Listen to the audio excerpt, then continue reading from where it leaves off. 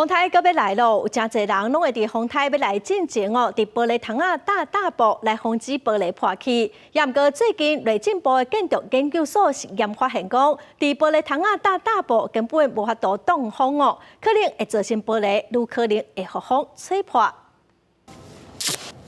拆开贴布，伫玻璃窗顶悬打一个美的字，这是真侪民众踮家伫风台来进前拢会做准备。不过最近内政部建筑研究所有针对无共贴布的打法，甲完全无打贴布的玻璃窗进行实验，结果显示，无打贴布的玻璃窗会当承受差不多17级的风，有打贴布的玻璃窗16级风就拢破去啊。 其实没有贴胶带的部分，其实玻璃窗它受力是比较均匀的，所以它可以均匀的分布。可是我们如果有贴胶带的时候，它会造成有些地方比较厚，有些地方比较薄。内政部建筑研究所表示，亲像咱接看到的美字打法，其实玻璃窗的受力尚无招魂，玻璃窗破去的几率较悬。另外，大概风台造成的强阵风甲上大雨，拢互民众心惊。民众为着要避免水淹起来，会事先伫门口贴沙包。台北市风灾教育科学馆也分享贴沙包的方式。正常咱有两种的贴法，吼，一个是人字形，吼，像咱写字迄人，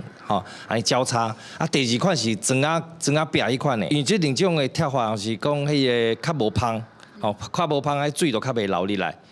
这届空热风台一步一步挖进台湾，台北市风灾教育科学馆也表示，玻璃窗打贴布袂使讲是完全正确，也是唔对的做法。不过打贴布确实会当避免玻璃破去，世界杯有人受伤，事后也较好清理。另外，科学馆也提醒民众，风台要来进前，会使准备2公到3公分的牛色，店家外口的空板也要注意是毋是有固定辐条，避免互天天透风落雨造成意外。记者张家嘅林玉凯台北报道。